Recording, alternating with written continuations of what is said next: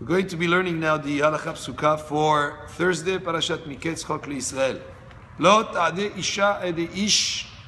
A lady should not wear or bedeck herself, adi ish, an ornament that is typically worn by men.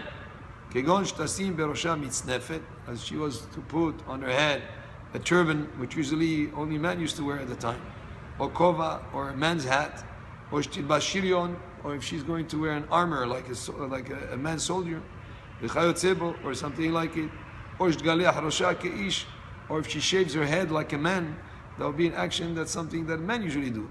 But the ish and the other way, a man should not wear edi isha, should not wear ornaments of a lady, kegon sheilbash bigdei tziv'onim, as if he were, like for instance, very colorful clothing. Typically, very colorful clothing are worn by ladies. If a man was to wear that, that would also be asur. The holy zahab, or such a gold jewelry. In a place, if it wears a kind of ornament that men usually don't wear, only ladies, all according to the culture or to the tradition of that city, of that place, then if he acts like a lady would act in terms of the clothing or the ornaments that he wears, that would be something that is asur min haTorah. Ish adai the ish, isha shata edi ish lokhim.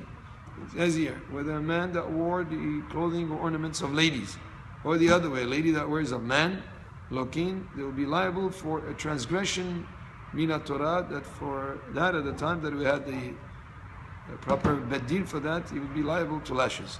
Hamelaket se'arot levanot mitoch ha'shechorot merosho, o mizekenu. Similar to this, a person, a man, who takes out the white hairs from his head or from his beard.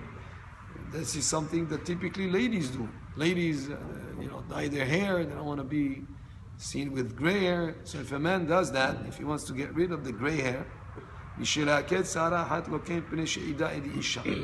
the moment that he takes off even just one hair, one gray hair, he will be considered that he did some avera, and he will be liable to lashes.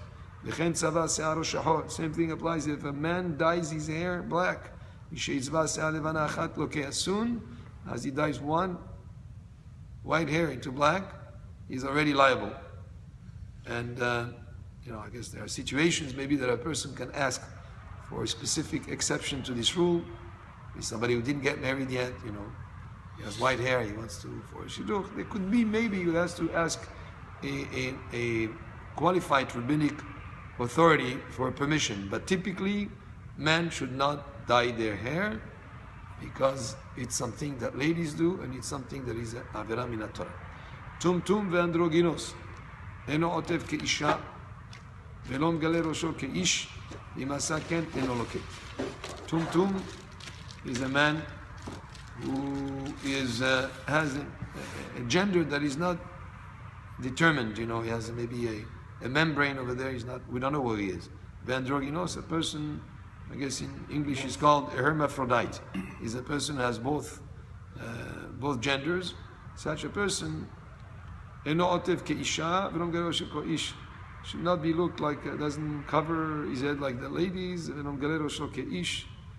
he doesn't uncover his head like his man. So in other words, it's in between. Such a person, no matter if he did like a lady or like a man, he would not be liable to a transgression because he's neither one way or the other. These are very unusual and rare situations, but the halakha also covers that he's not liable to a transgression if he acted either as a man or a woman, and he's not, in other words, he's not getting lashes because of that.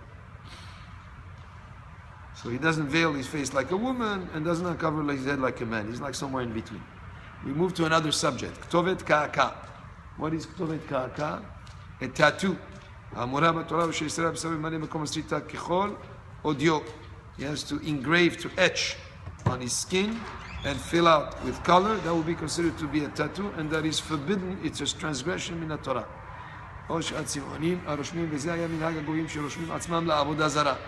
The goyim used to mark themselves that way for avodah zarah. Klomar shu eved machur, which means that he is a eved, a slave, machur, that is dedicated to that avodah zarah. אחר שישרוד באיזה מקום מן הגוף, בין איש בין אישה לוקה. From the moment that he adds pigment or color into the place where he etched, he would be liable to this transgression. Katav velo rasham. What if he etched and didn't put rasham betzeva, didn't put coloring? Or sherasham betzeva velo katav. Or he put coloring without etching. Velo rasham betzeva or sherasham betzeva velo katav. Or all these situations. לא רשם בצבע או שרשם בצבע ולא כתב בסריטה פטור עד שיכתוב ויקעקע שנאמר וכתובת קעקע. So again, he has to have both etching and filling up with color. במה דברים אמורים בכותב? person who etches or writes, אבל זה שכתב בבשרו וקעקעו בו אינו חייב אלא אם כן סייע כדי שיעשה מעשה. אבל אם לא עשה כלום אינו לוקה. So a person that did not participate in the making of the tattoo. Somebody did it to him without him being aware. Let's say he was sleeping. Or he didn't participate by giving his part of the body that he wanted tattooed, or he did not pay for it. If he was not involved, it was something that was imposed on him, then he would not be liable.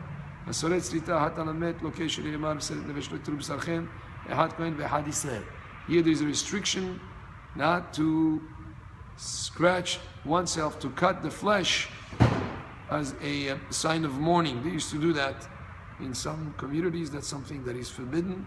You're not allowed to scratch the body, to harm yourself, to make a cut in the flesh as a sign of mourning. It says